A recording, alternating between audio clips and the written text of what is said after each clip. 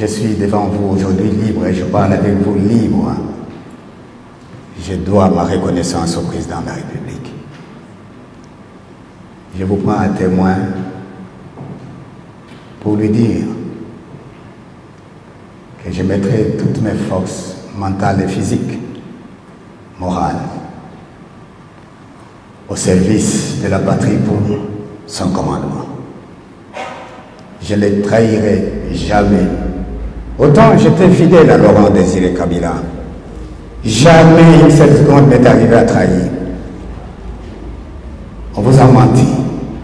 Autant, désormais, je ne trahirai jamais Félix Tshisekedi. Je servirai la patrie sous son commandement. Mais Dieu, comme je le disais, a touché le cœur du président Félix Tshisekedi pour me libérer de la prison. Mesdames, Messieurs, je profite de votre caméra, de votre plume, pour dire aujourd'hui à Monsieur le Président de la République, Félix Tshisekedi, que je lui dédie le service, le sacrifice du reste de ma vie par une loyauté indéfectible. S'il n'était pas là, je ne serais pas avec vous. Je voudrais qu'on se mette d'accord, mes chers compatriotes, sur les choses dont nous parlons. Je préfère plutôt parler de la réunion ou du forum qui se tient dans le Haut-Katanga, comme province. Ce forum se tient probablement autour de certains personnages qui viennent des autres provinces anciennement sous-région de l'ancien Katanga pour discuter de la réconciliation. Quel message je leur donne? Mon message que j'adresse à mes chers compatriotes qui sont maintenant dans cette réunion et ceux qui sont ailleurs, c'est de dire qu'il est temps que les Congolais voient l'unité dans sa grandeur. Bien sûr que oui, nous avons une diversité culturelle et linguistique. Nous n'avons pas besoin aujourd'hui de nous appesantir sur la collégialité du sentiment sectoriel.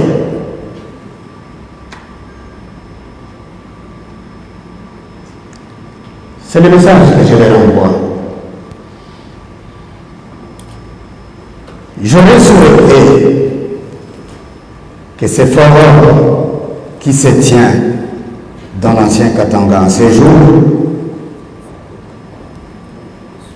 dise: nous avons mal fait de diviser notre province.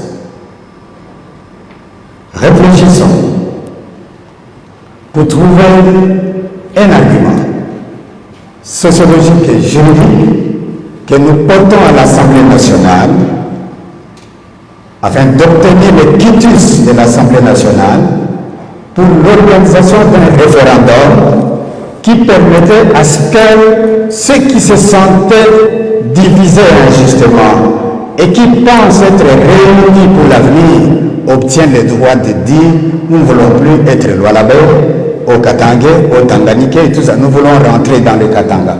Ça sera la solution nationale.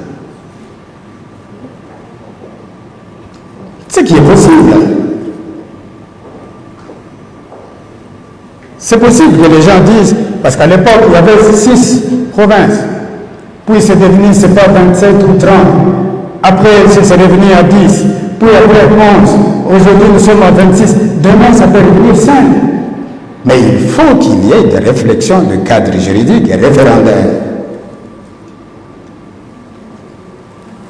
Mais Pour anticiper à la question de Mme Racha,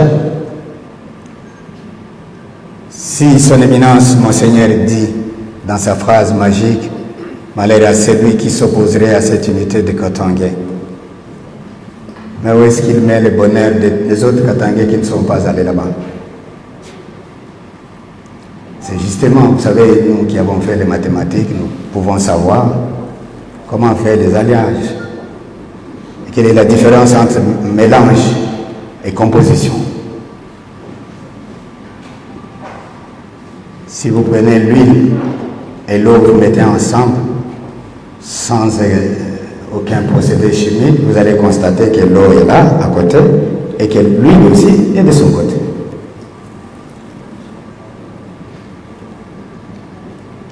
Mais si vous prenez du sucre que vous jetez dans l'eau, vous ne verrez pas l'eau d'un côté et le sucre d'un côté. Vous aurez un troisième produit qui sera eau sucrée. Si vous faites des choses juste pour amuser la galerie ou pour une petite position politique qu'on voudrait lancer, ça n'aura pas d'avenir. Moi j'imagine si les autres provinces décident de faire ça, la suite, ça sera la confrontation. Si les autres provinces aussi commencent à réfléchir comme ça, mais où est-ce que nous allons nous retrouver ensemble pour l'unité de ce pays et pour notre propre réconciliation? Il y a la maman qui me pose la question de la guerre à l'Est. C'est une occasion pour moi de féliciter tous les hommes en uniforme, l'armée, la police et tous les services de sécurité qui les accompagnent dans cette lutte de sacrifice.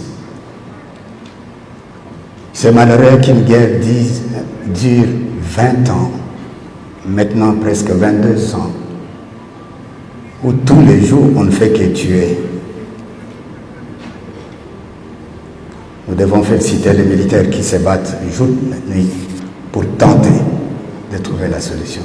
Aussi, dois-je vous dire, mes chers compatriotes, que la face B de la guerre du côté militaire ne vous est peut-être jamais dite. Nous avons beaucoup de militaires qui meurent dans ces combats-là. Beaucoup. Mais c'est difficile pour la gestion de déontologie et de contenir l'équilibre de la morale des troupes. C'est même malsain de le dire, parce que les mois que ça provoque, ça risque de déborder. Nous perdons beaucoup de soldats. Et ils meurent pour que le pays recouvre la paix et la sécurité pour tous. Nous devons donc les encourager. Et le chef de l'État, quand il a décrété l'état de siège, à mon avis, la population devrait totalement adhérer. C'est vous, quand on dit état de siège, les gens politisent ça.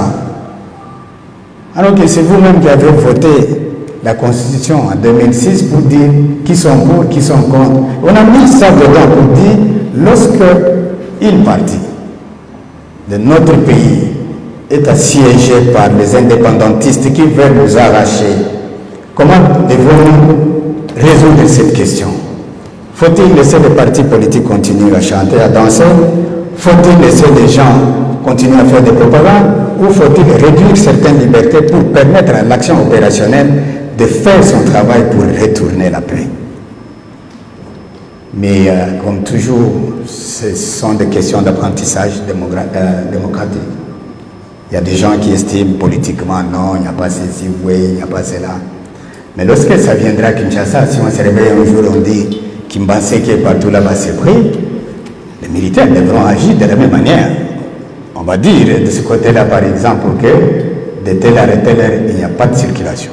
De telle heure à telle heure, il n'y a pas de taxi. De telle heure à telle heure, il n'y a pas de musique. De telle heure à telle heure, pour permettre aux troupes d'avoir une visibilité qui leur permette de contenir et de détruire la menace. Même les bureaux, comment on les appelle, bureaux des partis politiques, les sièges.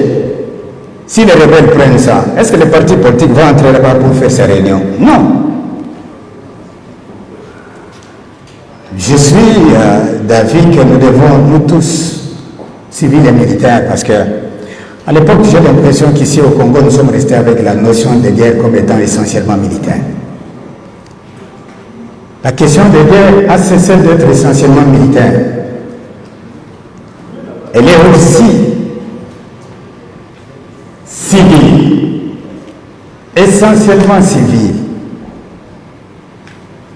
Les militaires, aujourd'hui, ne doivent agir qu'à la fin. Lorsqu'il n'y a aucun accord civil qui réussit, alors en ce moment, on s'est dit qu'il faut la force. Mais pour que ça réussisse, il faut que la corruption cesse. Il faut que la trahison cesse. Il faut que la politisation de la guerre cesse. Il y a des gens qui refusent d'aller se battre tout en étant en uniforme parce qu'il est fils de tel président d'un tel parti politique qui est pour ou contre telle ou telle autre personne. Mais si moi, j'appartiens à X parti politique, mais mon fils qui est militaire dit moi je ne vais pas me battre parce que ce parti politique-là combat ton parti politique. Ça veut dire que la République n'est pas gardée. Pour la unité nationale,